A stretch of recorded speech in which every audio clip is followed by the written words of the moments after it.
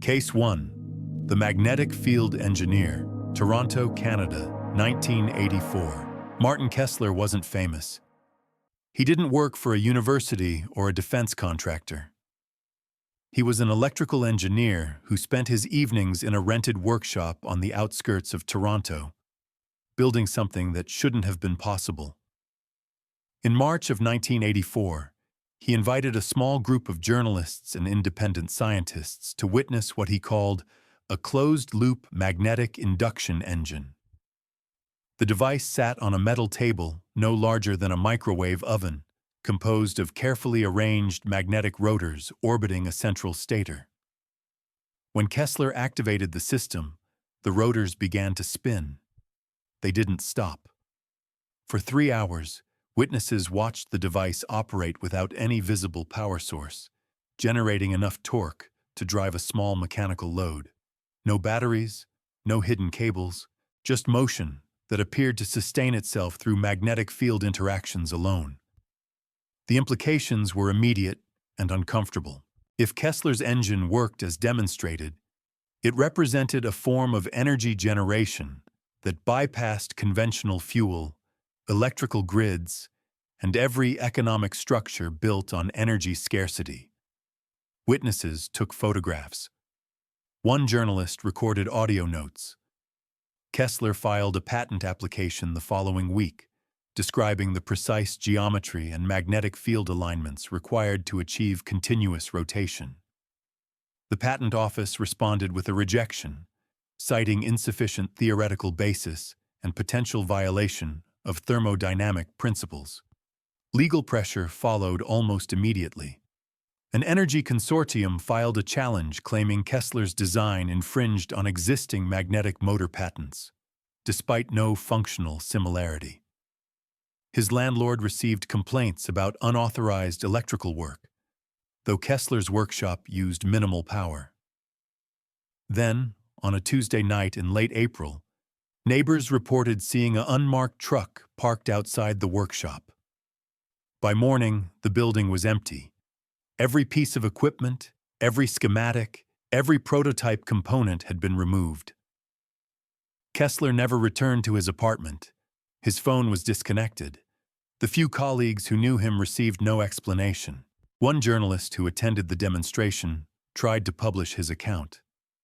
The photographs he'd taken were missing from his files. His editor refused to run the story without visual evidence. Within a year, the incident had faded into anecdote, remembered only by those who had been present and found themselves unable to prove what they'd witnessed. Case 2. The Cold Fusion Revivalist, Vilnius, Lithuania, 2009.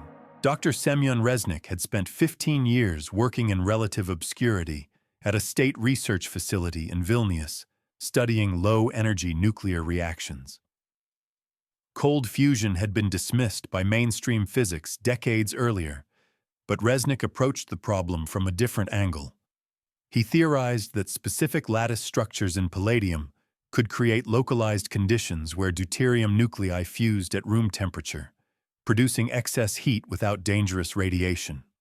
In early 2009, he assembled a tabletop device no larger than a briefcase. The apparatus used electrolytic cells loaded with deuterium-infused palladium electrodes, monitored by precision calorimeters and neutron detectors.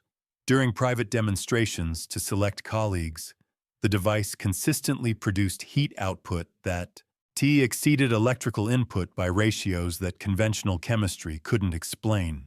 More importantly, neutron signatures appeared during operation, suggesting actual fusion events occurring at temperatures far below what should be physically possible.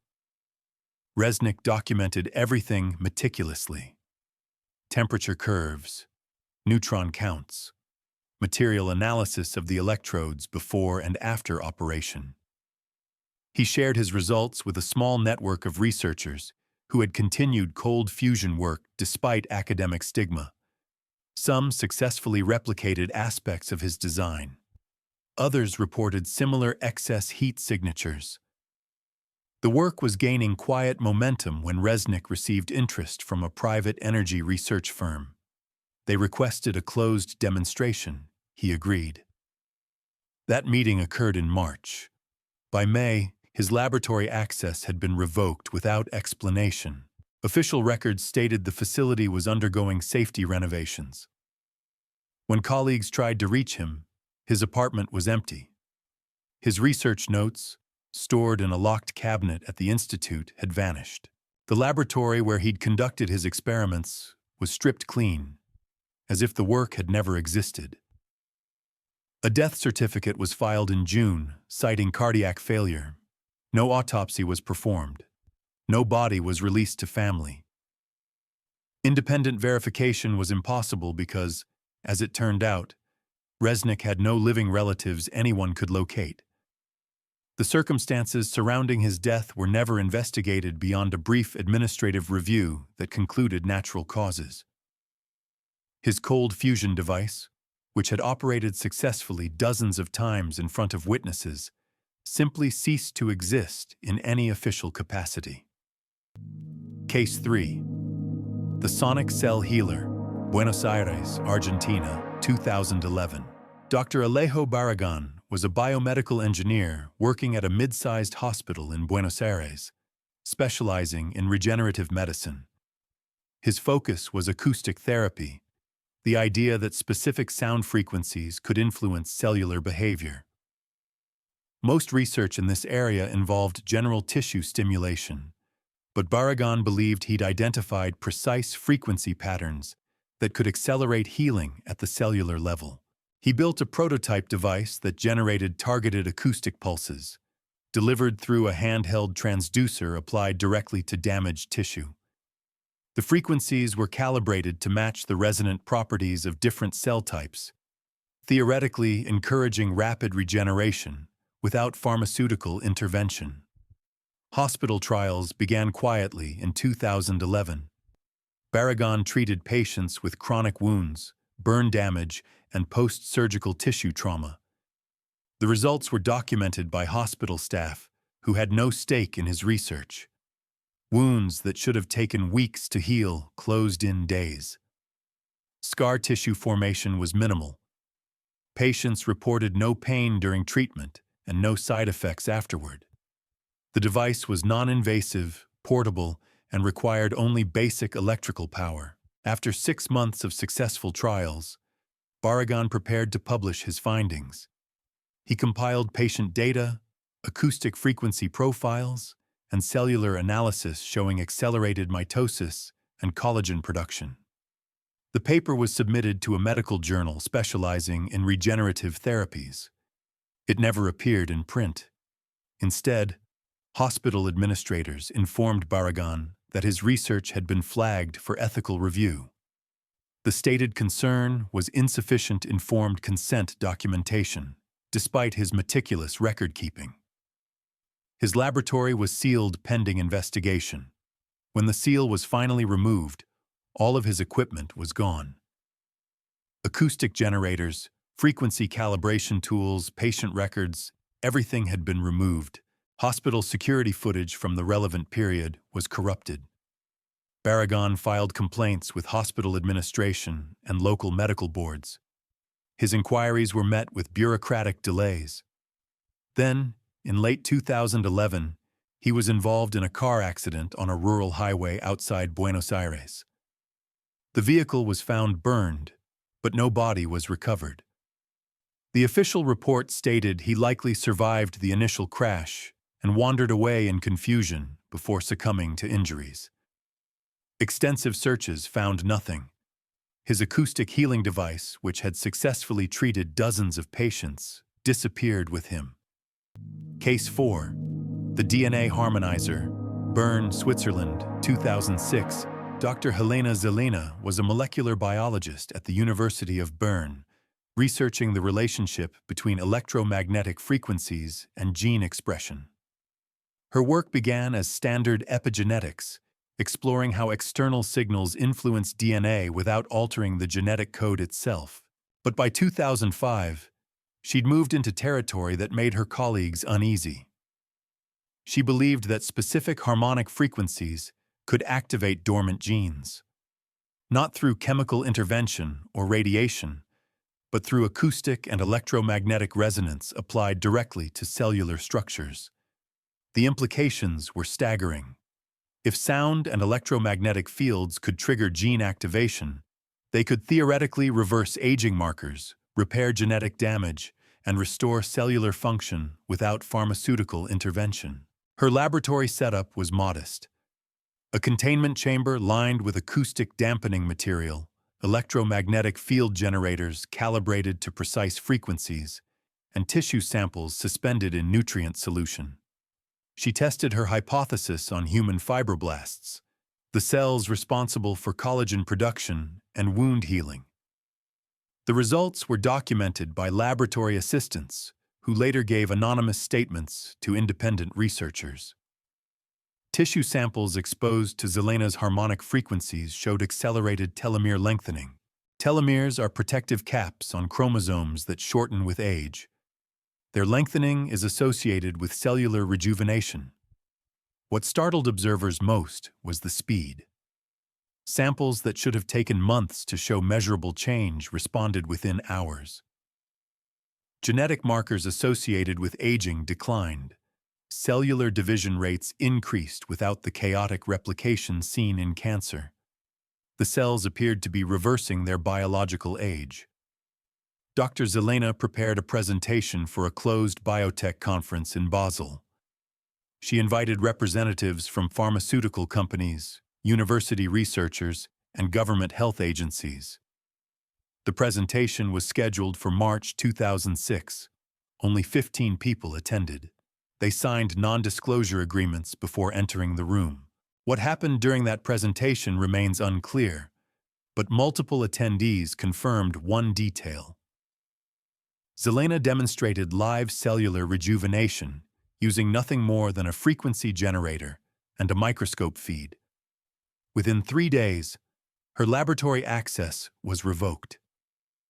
University administration cited safety violations related to electromagnetic equipment operation. Her research grant was suspended pending review. When she attempted to retrieve her data, she found her laboratory had been emptied overnight. Equipment was gone. Tissue samples were gone. Backup drives stored in a locked cabinet were missing. Security footage from the relevant period was corrupted. Building maintenance logs showed no authorized access to her laboratory during the time the equipment vanished. Dr. Zelena filed complaints with university administration and Swiss research ethics boards. She received no responses.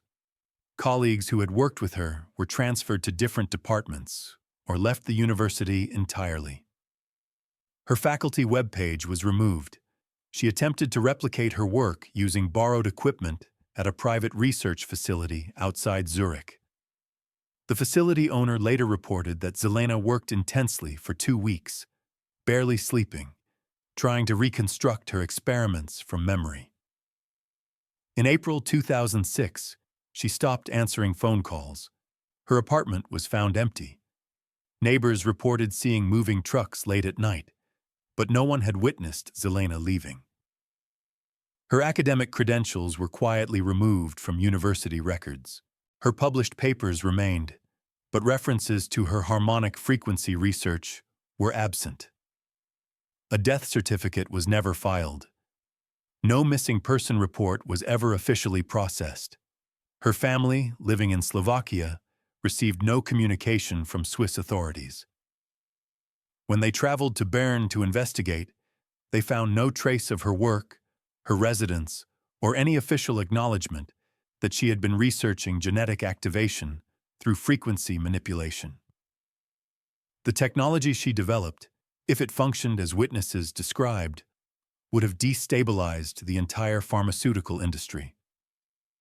Gene therapy, anti-aging treatments, and regenerative medicine represent multi-billion-dollar markets. A device that could activate dormant genes using only sound and electromagnetic fields would have made expensive drugs and procedures obsolete. Dr. Helena Zelena discovered something that shouldn't have been possible according to conventional molecular biology.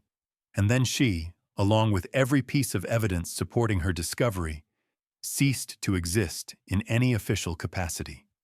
Case 5. The Thought Transfer Physicist. Toulouse, France, 1995. Dr. Lucien Artaud was a physicist at the Centre National de la Recherche Scientifique in Toulouse, specializing in non-local quantum phenomena. His official research focused on quantum entanglement, but his private experiments explored something far more controversial: direct information transfer between human minds. He called it non-local neurophysics. The hypothesis was simple but radical. If quantum particles could influence each other instantaneously across vast distances, and if human consciousness emerged from quantum processes in the brain, then minds might be capable of direct communication without sensory mediation. His experimental setup involved two isolated subjects placed in electromagnetically shielded rooms, separated by significant distance. One subject, the sender, would focus on a randomly selected image. The other, the receiver, would attempt to describe what they perceived. Standard telepathy experiments had been conducted for decades with inconclusive results. Success rates hovered around chance. Dr. Artaud's experiments were different. His success rates exceeded statistical probability by margins that made independent observers uncomfortable. In documented trials conducted between 1993 and 1995, receivers correctly identified specific images with accuracy rates approaching 70%, not vague impressions or lucky guesses, but precise details that shouldn't have been accessible through conventional means.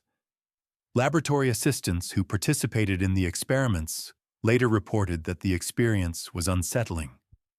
Receivers described not seeing the images, but knowing them, as if the information appeared directly in their minds, without passing through sensory channels. Dr. Artaud theorized that consciousness could access information through quantum field interactions that operated outside the constraints of spacetime. His mathematical models suggested that human brains might function as quantum receivers capable of detecting non-local information patterns. In early 1995, he submitted his findings to multiple physics journals.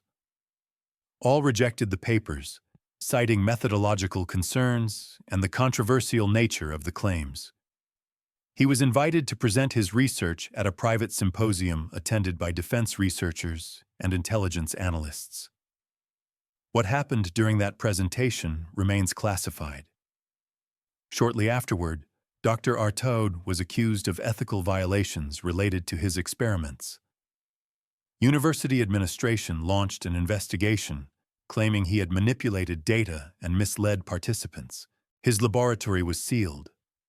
Equipment was confiscated for review. Colleagues distanced themselves. Students working under him were reassigned. The investigation concluded without public findings, but Dr. Artaud was quietly removed from his position. In June 1995, he vanished from a locked apartment in Toulouse. The door was secured from the inside. Windows were latched. No signs of struggle or forced entry were found. On the wall, written in marker, were two words: "It worked." No body was recovered. No missing person case was pursued beyond a brief police inquiry that concluded he had likely left voluntarily. His research notes, stored at the university, were never returned to his family. His published work remained, but all references to his thought transfer experiments were systematically excluded from academic databases. The technology he claimed to have developed, if genuine, would have represented proof that human consciousness operates beyond the physical brain. That information can transfer between minds without technological mediation. That reality itself might be fundamentally different from what conventional science acknowledges. Dr. Lucien Artaud proved something impossible. Then he disappeared, leaving behind only the claim that his experiment had succeeded. Case 6. The Consciousness Camera. Kyoto, Japan, 2008. Engineer Takashi Morimoto approached consciousness from an entirely different angle. He believed awareness generated a measurable field extending beyond the body. His device didn't read thoughts. It photographed consciousness itself. The apparatus combined thermal imaging, electromagnetic sensors, and specialized optical filters. When activated near living subjects, it captured luminous patterns surrounding the body. These patterns changed based on mental and emotional states. The images were repeatable, consistent, and undeniable. Morimoto demonstrated his consciousness camera to a private audience in Kyoto. The photographs showed distinct energy fields around each person. When subjects focused mentally, the fields intensified. During meditation, they expanded. At death, they vanished. The implications were staggering. Consciousness was real, measurable, and separate from the physical body. The following morning, Morimoto's laboratory was acquired by an unnamed corporate entity. The transaction was completed overnight. Equipment was removed before staff arrived. Morimoto never appeared at work again. No missing person report was ever filed. His family stated he had traveled abroad. No destination was specified. Immigration records showed no departure. His consciousness camera was never seen again. All photographs were deleted from digital storage. The technology that provided visual proof of human awareness existing beyond the brain disappeared, along with the engineer who built it. Case 7. The Invisibility Field Researcher. Mojave Desert, United States, 1992. Dr. Raymond Collier was studying perception when he stumbled onto something stranger than intended. His research involved how the brain processes visual information. He discovered that specific electromagnetic frequencies could disrupt this processing. Objects remained physically present but became perceptually absent. The effect wasn't true invisibility. It was perceptual disruption. The brain refused to acknowledge what the eyes were seeing. Dr. Collier's field generator could render objects effectively invisible to human observers. Military observers witnessed demonstrations. A vehicle disappeared while parked in direct sunlight. Personnel walked past it without noticing. When the field deactivated, the vehicle reappeared instantly. Observers were startled to find it had been there all along. Collier was declared psychologically unstable. His research was classified. He was removed from his position and placed under observation. In December 1992, he vanished from a secure medical facility. All records of his invisibility research were erased from defense databases. The technology that could make anything disappear from human perception was suppressed, along with the researcher who created it. Case 8. The Fifth Dimension Mathematician. Saxony, Germany, 2004. Mathematics occasionally predicts realities before science can prove them. Dr. Ulrich Neuberg developed equations suggesting that physical space contained more dimensions than the observable three. His calculations indicated that a fifth spatial dimension could be accessed using crystalline torsion lattices under specific conditions. The mathematics were sound. Peer review confirmed the equations worked. What they described was revolutionary. If correct, Dr. Neuberg's formulas provided a method for physically puncturing dimensional barriers. The implications for physics, transportation, and reality itself were incomprehensible. Military research divisions expressed immediate interest. Dr. Neuberg refused all offers. He stated publicly that the knowledge was too dangerous for institutional control. His home was found empty in August 2004. Furniture remained. Personal effects were undisturbed. Dr. Neuberg was gone. On the concrete floor of his basement, his dimensional equations were etched in precise detail. No tool marks indicated how they were inscribed. His academic records were quietly removed from university systems. Published papers were withdrawn from journals without explanation. The mathematics that could open doorways to other dimensions were erased, along with the man who solved them. Case 9. The Light Speed Breaker. Gran Sasso, Italy, 1997. Physics held one absolute law: nothing travels faster than light. Dr. Emil Varga recorded measurements suggesting otherwise. His neutrino detection equipment at the Gran Sasso laboratory registered particles arriving faster than light speed allowed. The readings were consistent across multiple trials. If accurate, they shattered fundamental assumptions about the universe. Dr. Varga documented everything. His protocols were meticulous. Independent verification was scheduled. Before it could occur, he entered the laboratory late one evening. Security footage showed him arriving. It never showed him leaving. The facility was searched. Dr. Varga had vanished. His equipment was confiscated by unidentified authorities who presented no credentials. All data was removed. The faster-than-light measurements were never verified or disproven. Case 10. The Time Compression Experimenter. Carpathian Mountains, Romania, 1998. Dr. Istvan Corvin believed time was not constant, but could be manipulated through electromagnetic temporal gradients. He constructed a sealed chamber designed to slow time within its boundaries. On November 12, 1998, he entered the chamber. The door was sealed. Observers monitored from outside. 6 hours later, the chamber was opened. Dr. Corvin was gone. The interior was empty. All recording equipment had been wiped. He had disappeared through time itself. These cases don't stand alone. They form a pattern of systematic erasure spanning continents and decades. The scientists vanished. Their work was confiscated. Their discoveries were buried. What they created threatened existing structures of power, profit, and control. The inventions that could have transformed civilization were forbidden not because they failed, but because they succeeded. The pattern is undeniable. 10 scientists, 10 revolutionary discoveries, 10 disappearances. Across 2 decades, spanning 4 continents, the response remained identical: confiscation, suppression, erasure. These weren't accidents. They weren't coincidences. They were coordinated removals of technologies that threatened to destabilize the foundations of modern civilization.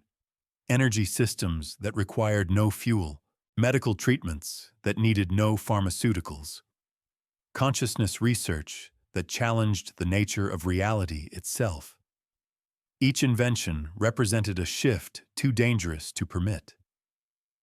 What makes these cases particularly disturbing is their consistency. The scientists worked independently. Their fields were unrelated. Yet the institutional response was uniform. Laboratories emptied overnight. Research materials vanished without trace. Academic credentials deleted from databases. The individuals themselves removed from existence with surgical precision. No arrests, no trials, no public explanations. Just silence. The technologies they created still exist somewhere. Equipment doesn't simply evaporate. Data doesn't erase itself. Someone took these inventions. Someone preserved them. Whether locked in classified facilities or dismantled to prevent replication, they remain inaccessible to the civilization they could have transformed. History remembers the inventors who succeeded within acceptable boundaries. It forgets those who pushed too far. These 10 scientists discovered something genuine. Their work was documented, witnessed, verified, then deliberately buried because the cost of allowing such knowledge into public hands exceeded any benefit it might provide. The question isn't whether these inventions worked. The evidence suggests they did. The question is who decided humanity wasn't ready, and whether that decision was ever theirs to make.